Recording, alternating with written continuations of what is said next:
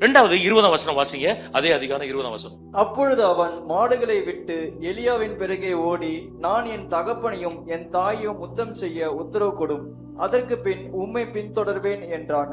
அதற்கு அவன், போய் திரும்பி வா, நான் உனக்கு செய்ததை நினைத்துக்கொள் என்றான்.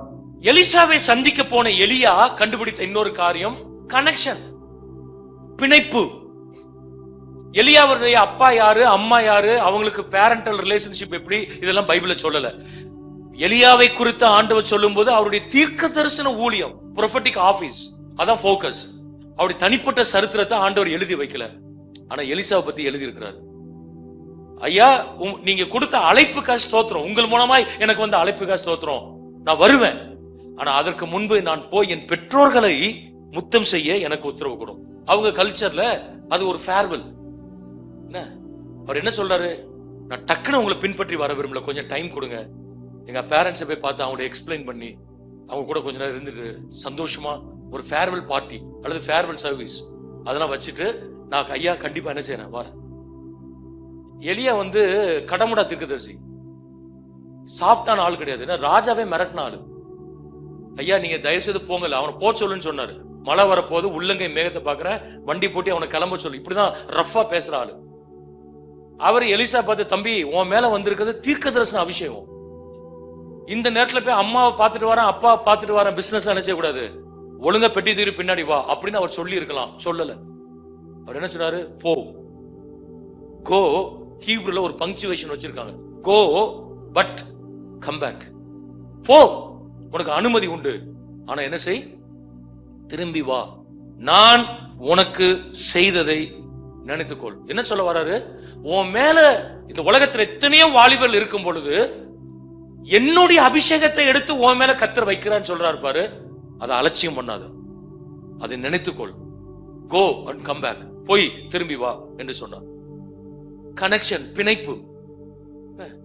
நம்ம பிள்ளைகளுக்கு ஒரு பிணைப்பு வரணும், ஆண்டவரோடு ஒரு பிணைப்பு வரணும், குடும்பத்தோடு ஒரு பிணைப்பு வரணும். அந்த காலத்துலலாம் தாத்தா பாட்டி மாமா சித்தப்பா பெரியப்பா கொழுந்த நாத்தனார் இப்படிலாம் இருந்தாங்கல்ல, இப்ப அப்படிலாம் இல்லையே. இப்ப எல்லாம் அங்கிள் தான், பெரியப்பா அங்கிள் தான், சித்தப்பா அங்கிள் தான். தாய் மாமான்னு ஒருத்தர் இருந்தாரு, தாய் மாமா ரோல்லாம் பெரிய ரோல். அது என்ன கல்யாணங்களை பாக்குறமே, ஃபர்ஸ்ட் அவர் விட்டுறாதீங்க. ஒரு தாய் மாமா கையெழுத்து போடுறதுக்கு முன்னாடி என்ன ஆகி போச்சுன்னா, மாப்பிள்ளையோட தாய் மாமா சேர்த்து பொண்ணுக்கு கையெழுத்து போட்டு போயிட்டாரு.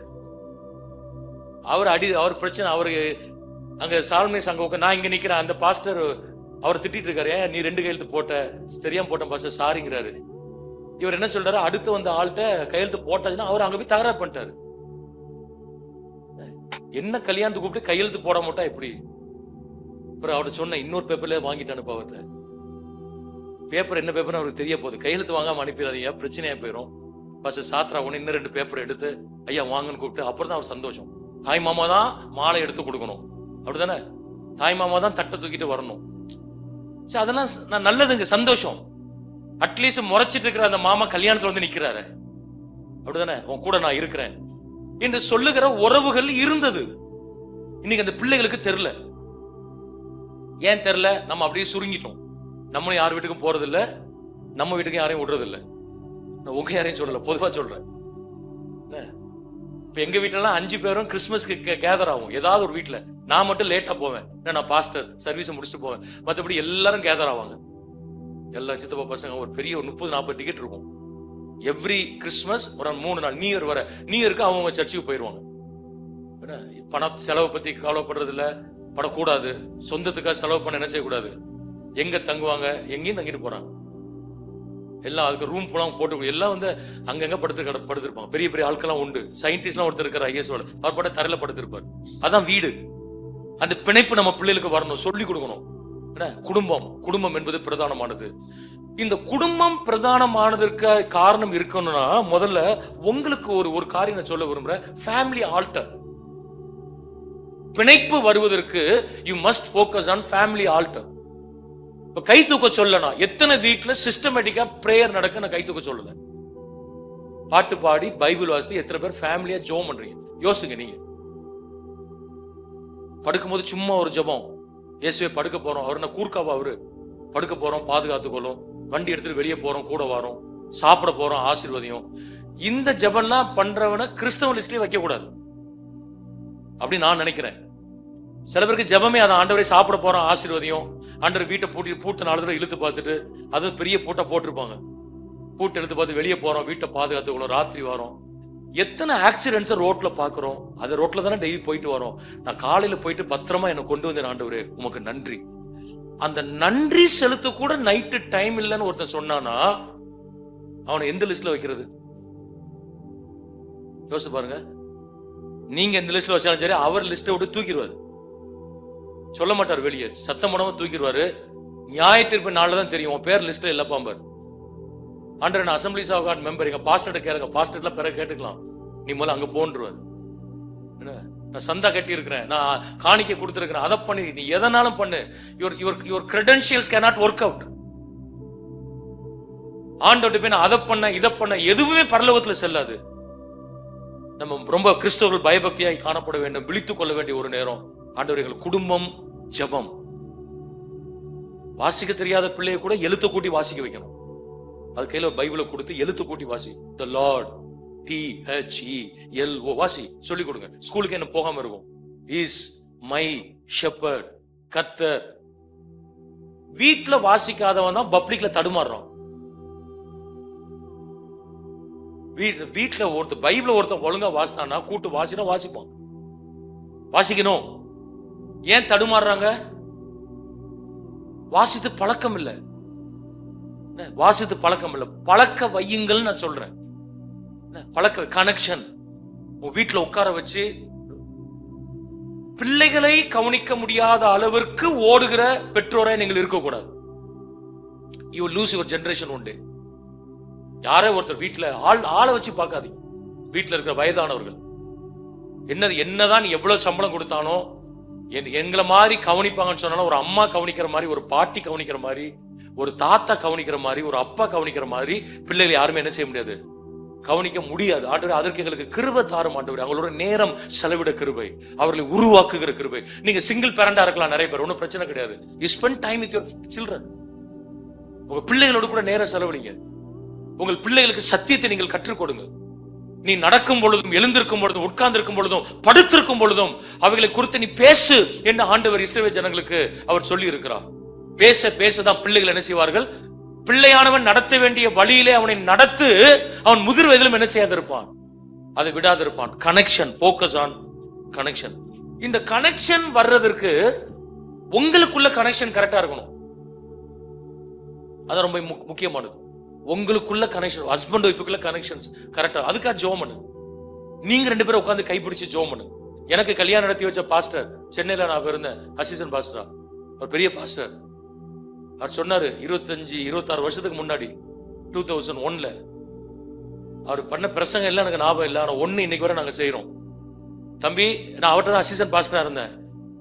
டெய்லி காலையில எந்திக்கும் போது கை பிடிச்சிட்டு ஆரம்பி தம்பி, ராத்திரி தூங்க போகும்போது கை பிடிச்சிட்டு ஜெபம் பண்ணிட்டு தூங்கு, இதை நீ மறந்துடாதன்னு சொன்னாரு.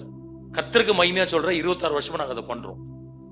பெருமைக்கு நான் சொல்லல, கர்த்தருக்கு மகிமையா சொல்றேன். கை பிடிச்சிட்டு சம்டைம்ஸ் ஜெபம் பண்ணாம இருக்கலாம், but we pray wherever I am. We pray. போன்ல கூட சம்டைம்ஸ் கனெக்ட் ஆகி ப்ரே பண்றோம். ஏன்னா அதுக்காக நாங்கெல்லாம் பெர்ஃபெக்ட் கப்புள், எங்களுக்குள்ள பிரச்சனை இல்லை நான் சொல்ல வரல. ஆனா அந்த ஜெபம் நிறைய சவால்களை தாண்டி வருவதற்கு உதவி செய்திருக்கிறது.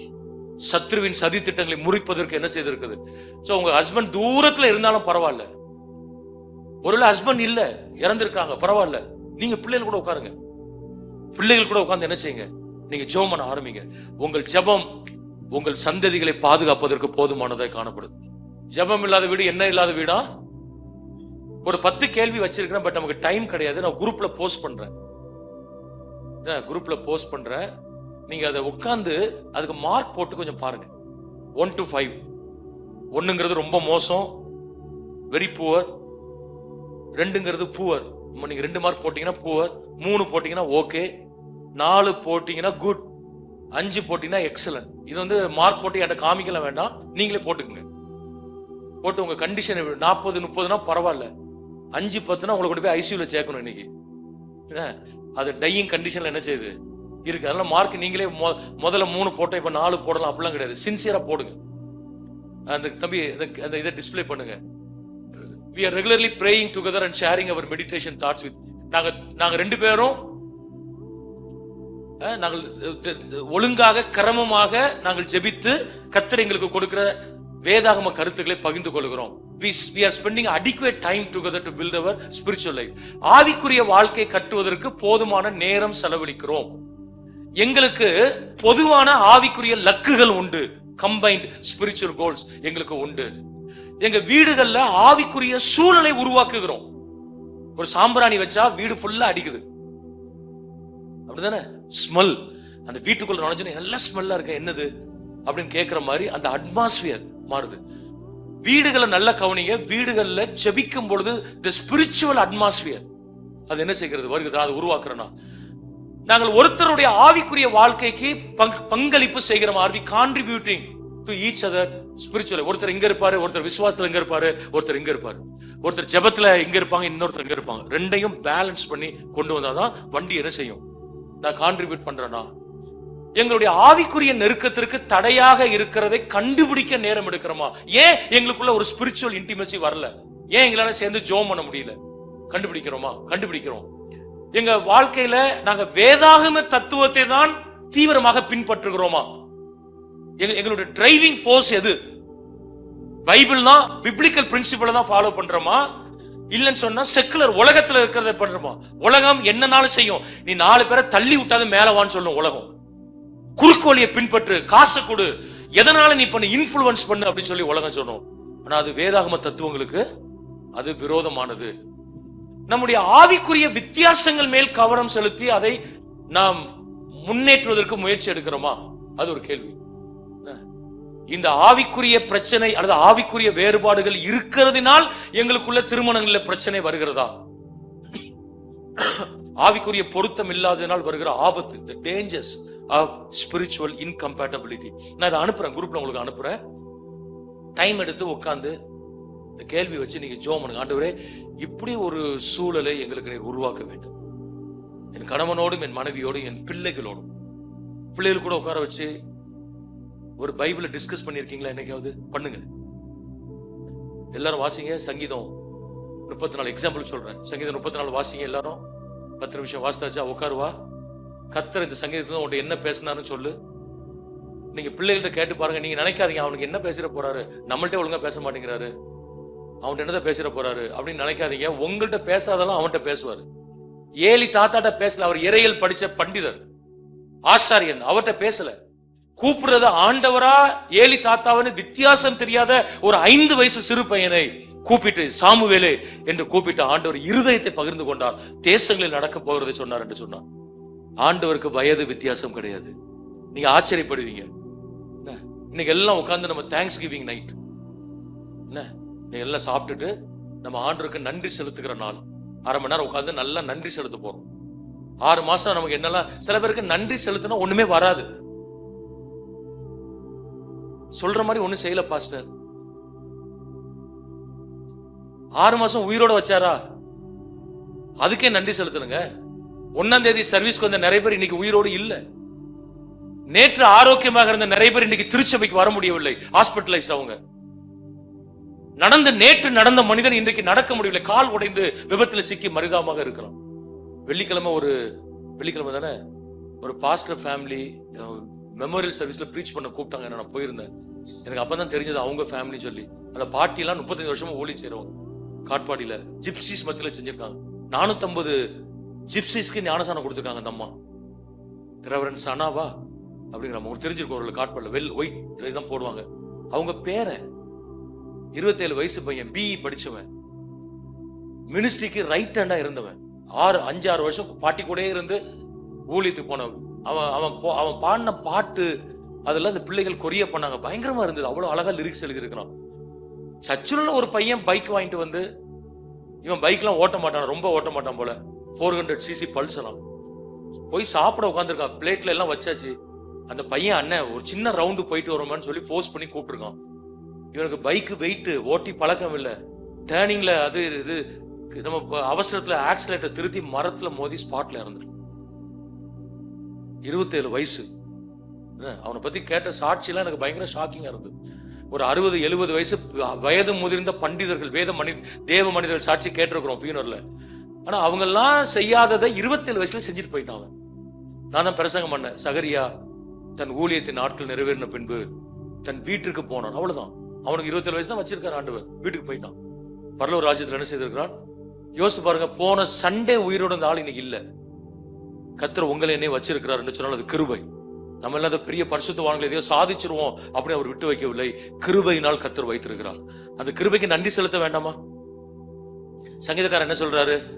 என் ரட்சிப்பின் பாத்திரத்தை எடுத்துக்கொண்டு நான் கர்த்தருடைய நாமத்தை என்ன செய்வேன். நீங்க 3 நேரம் நல்லா சாப்பிடுறீங்களா? கர்த்தருக்கு நன்றி சொல்லுங்க. நீங்க சாப்பிட்டது டைஜஸ்ட் ஆகுதா? நன்றி செலுத்துங்க. நிறைய பேருக்கு எனக்கே ஆகல ஒரு வாரம். ஒரு இடத்துல பீஃப் சாப்பிட்டேன், அதான் நினைக்கிறேன். இப்ப பீஃபை பார்த்தாலே அலர்ஜியா இருக்கு. மோசைக்கு சொன்ன நீ கண்களால் பார்ப்பாய், ஆனால் சாப்பிட மாட்டேன். டாக்டர் ஆல்வின் என்னெல்லாமோ பண்ணி மாத்திரை மாத்தி பார்த்தாரு, ஸ்டாப் ஆக மாட்டேங்குது. சாப்பிட்டது செமிக்கணுமா? செமிச்சதா? இயேசுக்கு நன்றி செலுத்துங்க. ராத்திரி படுத்து காலையில் எழுந்திருக்கிறீங்களா? பத்திரமா எழுந்திருக்கீங்களா? ஆண்டவரே உமக்கு நன்றி ஆண்டவரே.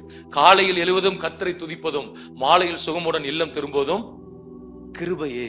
போக்கிலும் வரத்திலும் தொலைதூர பயணத்திலும் என்னை காப்பது அந்த கிருபை.